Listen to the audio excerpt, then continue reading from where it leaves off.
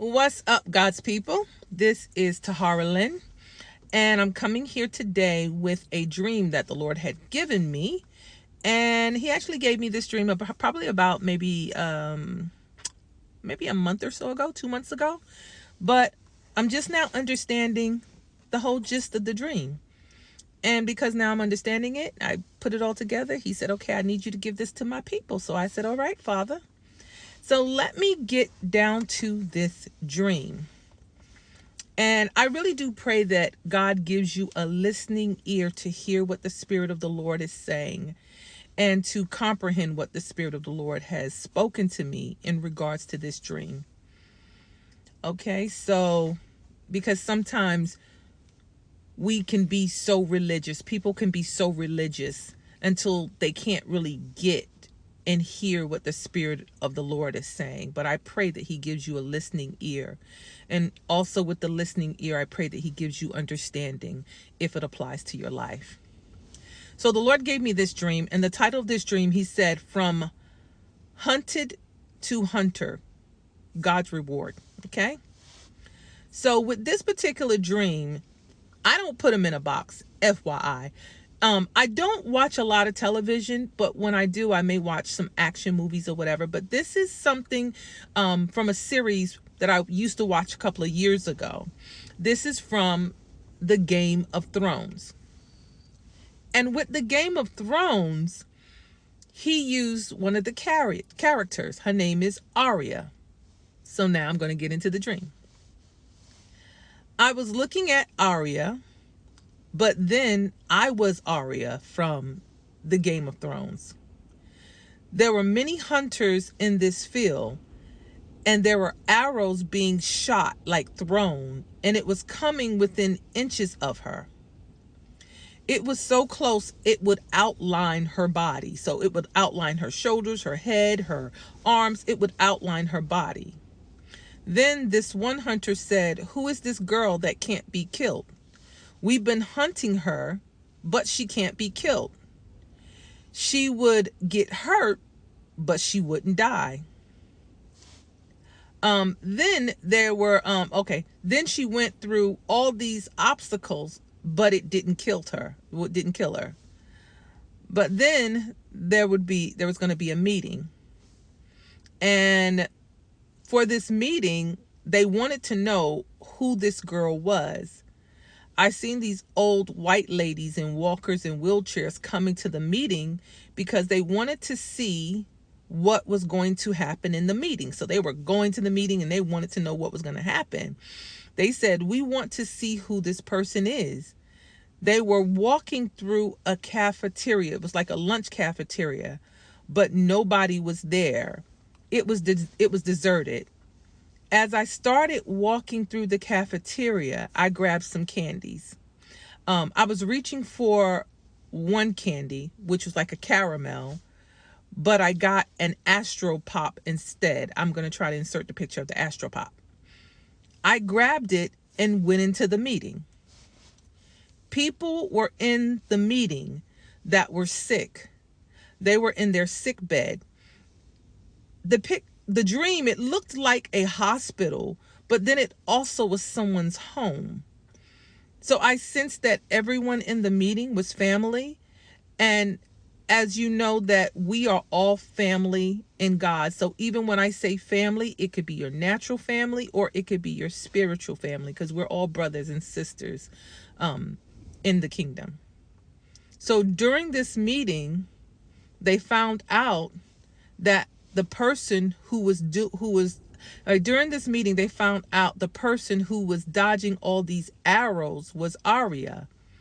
In this meeting, a person in disguise tried to curse Arya, but there was someone else that came forth and they pulled an octopus out of the person and the person fell out. They pulled this octopus out of this person and it was being held in the air. The person said, "This octopus came from two different places, two different states, and it's going back to the state it came from. Wherever it came from, it's going back to these two states." Now that was the end of the dream. And this is the interpretation that the Lord gave me. Aria, the name Aria, can be unisex. It can be male or female. The meaning of the name Aria means honorable, noble, the girl who became a warrior. And because it's unisex, it can be the boy who became a warrior. But because Arya is a girl in the Game of Thrones, I put the girl who became a warrior. A warrior is a person engaged or experienced in warfare. You've been trained in warfare for God's army. The archer uses bows and arrows. The enemy's tactics, that's what that is. Lies that were spoken against you, accusations, things that were meant to wound you and kill the purpose in your life. The lunch cafeteria represents nourishment and also spiritual food. This is where you eat and people serve themselves. It's a dining area and a social place where people meet up and gather. But this place had no one in there. No one was serving or eating there. It's a social place of learning. It's not being used for serving or learning. This can be community based or a place of fellowship. The old woman represents in the dream those that came before you. They were advanced in years. These women represents mothers, grandmothers, aunts, those prayers that were prayed for you as a child, those unfulfilled prayers and promises. God still honors those prayers today. He isn't bound by time. Those prayers still remain from the matriarchs, that's the aged women of your family. God's promises are like family heirlooms. It passes down until someone receives it. Those aged women was considered barren in biblical time. So aged women, they were considered barren in biblical time. No one in your family has reached the level of warfare you have reached. And I want to read also, Hannah prayed for Samuel and presented him back to the Lord.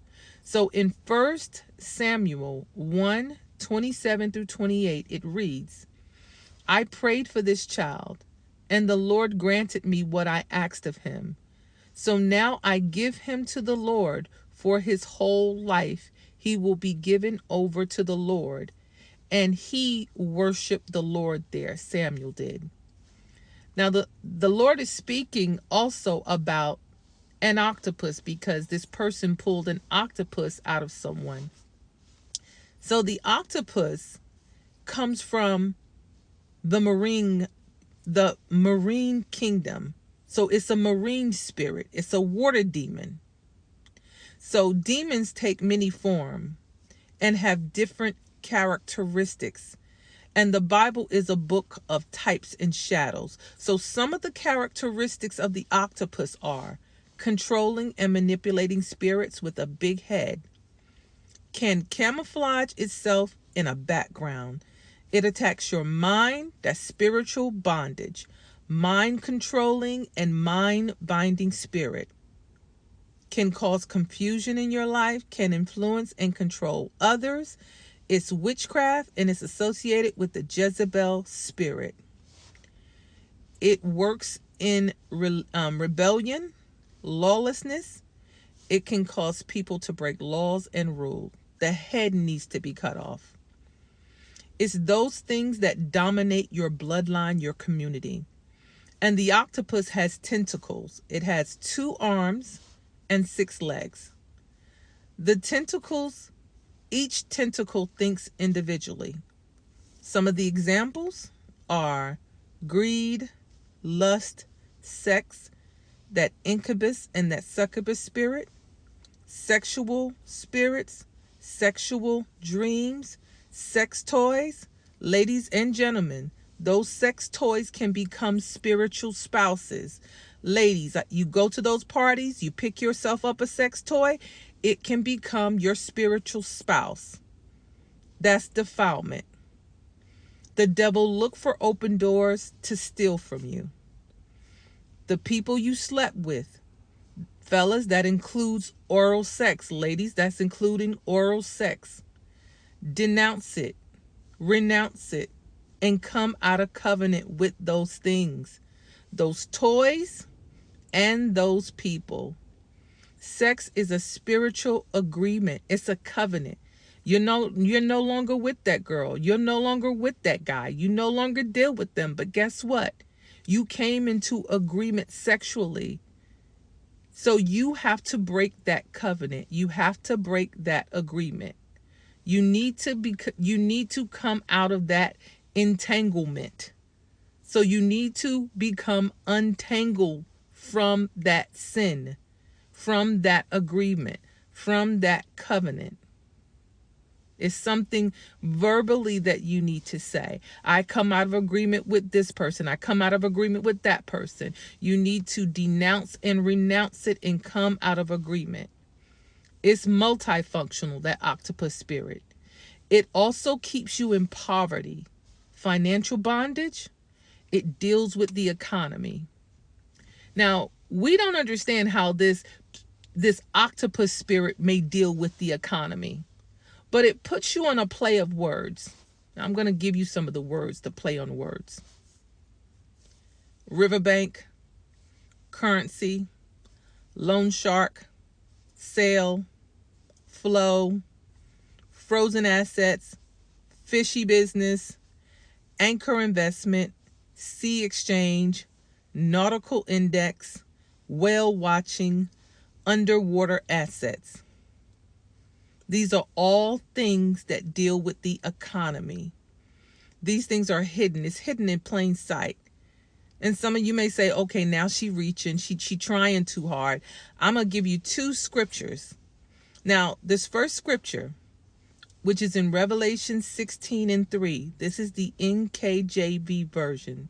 It says, "Then the second angel poured out his bowls on the sea, and it became blood as of a dead man, and every living thing in the sea died."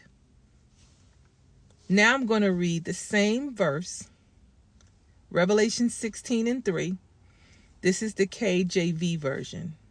It says, "And the second angel poured out his vial unto the sea, and it became as the blood of a dead man, and every living soul died in the sea." These are unseen things living in the water that is unknown. I'm going to give you one more. In Matthew 14, I'm going to start at verse 24. I'm going to start at verse 23. It says, "After he had dismissed them," this is Jesus, "he went up on a mountainside by himself to pray. Later that night, he was alone, and the boat was already a considerable distance from land, buffeted by the waves because the wind was against it. Shortly before dawn, Jesus went out to them, walking on the lake. When the disciples saw him walking on the lake, they were terrified. 'It's a ghost,' they said, and cried out of fear. But Jesus immediately said to them, 'Take courage. It is I. Don't be afraid.'" So in this verse, Jesus was praying in a high place, a mountainside, before the break of day. Before the break of day, it could have been 1 a.m. to 4 a.m. That's the hours of warfare praying. Those are the hours that the Lord has me up praying. He would wake me up. Those are warfare hour prayers. And so he was on a mountainside and he was praying. He was warring during that time. And he walked on the water. Why? Because everything under the sea is under his feet. It's defeated.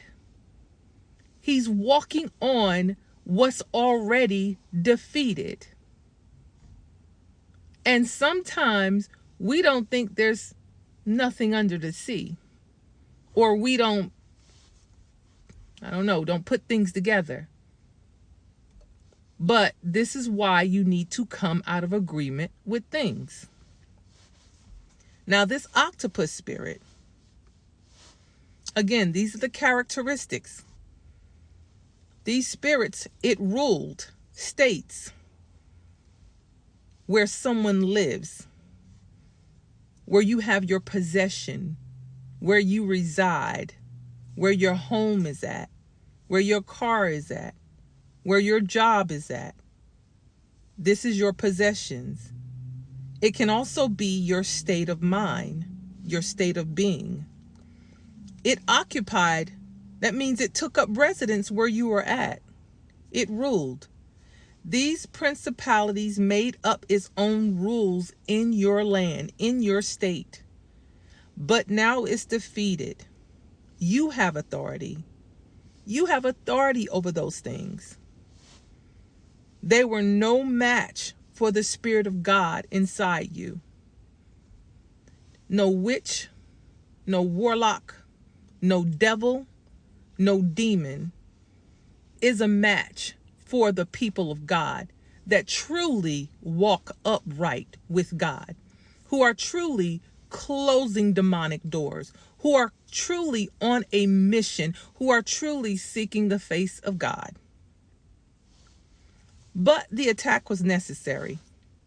You tore down principalities, those things that were ruling over a territory, state, authority, or your family line. You learn to fight different. You may not be a woman or man of many words, but you're a fighter. And you learn to fight in the spirit. You're a different breed.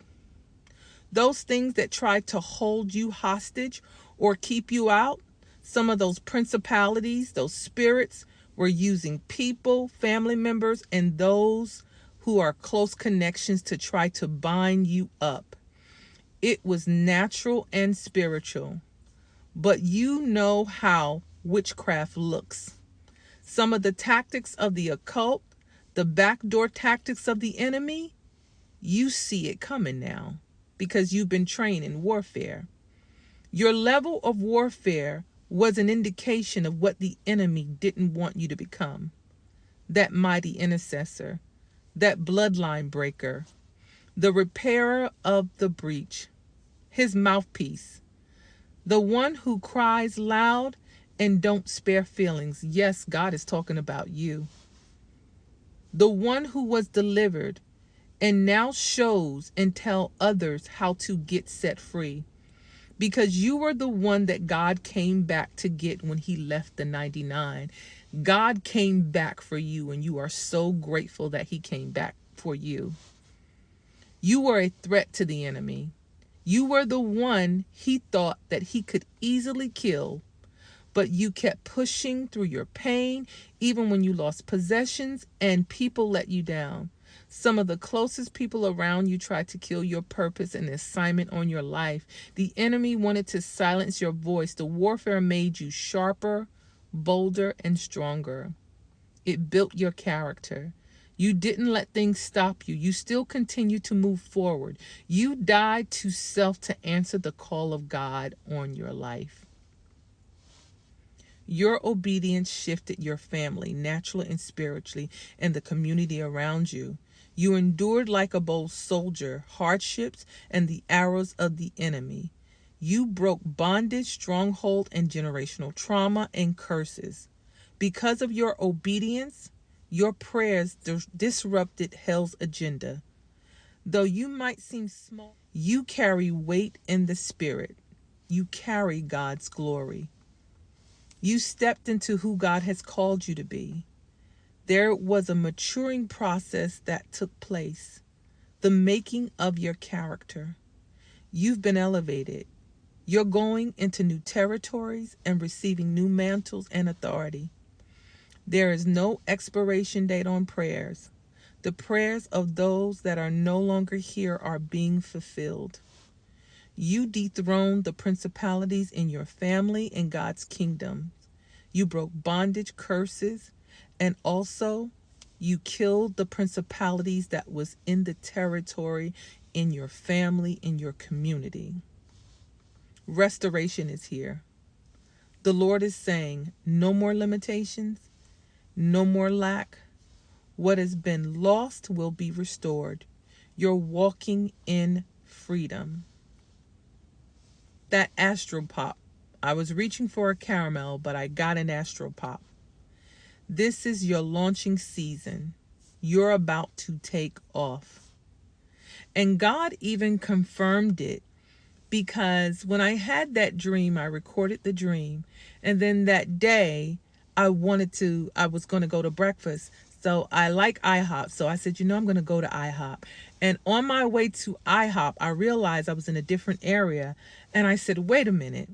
There's a diner. I love diners. There's a diner that I can go to that serves like country breakfast. So I said, you know what? And I just veered and started going to this diner. Went to the diner, walked in. The lady sat me at this booth, and when she sat me at this booth, I looked up. And when I looked up, they have black posters everywhere. It's an older diner, and they have black posters different places. But when I looked up, they had a poster right in front of me of one of the first black women astronauts. Her name was Mae Jensen. And I was like, God, if you just didn't confirm the dream that you just gave me, some of you guys are first in your family to defeat this demon. And this is what the Lord is saying. I'm going to end it with this scripture. Isaiah 61, 1-7. The year of the Lord's favor. The Spirit of the Sovereign Lord is on me, because the Lord has anointed me to proclaim good news to the poor. He has sent me to bind up the brokenhearted, to proclaim freedom for the captives, and release from darkness for the prisoners, to proclaim the year of the Lord's favor, and the day of vengeance for our God, to comfort all who mourn, and provide for those who grieve in Zion, to bestow on them a crown of beauty instead of ashes, the oil of joy instead of mourning, and a garment of praise instead of a spirit of despair. They will be called oaks of righteousness, a planting of the Lord, for the display of his splendor. They will rebuild the ancient ruins and restore the places long devastated. They will renew the ruined cities. They have been devastated for generations. Strangers will shepherd your flock. Foreigners will work your fields and vineyards. And you will be called priests of the Lord. You will be named ministers of our God. You will feed on the wealth of nations, and in their riches you will boast. Instead of your shame, you will receive a double portion, and instead of disgrace, you will rejoice in your inheritance. And so you will inherit a double portion in your land, and everlasting joy will be yours. This is what the Lord is saying. From hunted to hunter, God's reward. And this is the year for the Lord's favor upon his people. You guys stay blessed. Love you. This is Tahra-Lynn, and I will talk to you again.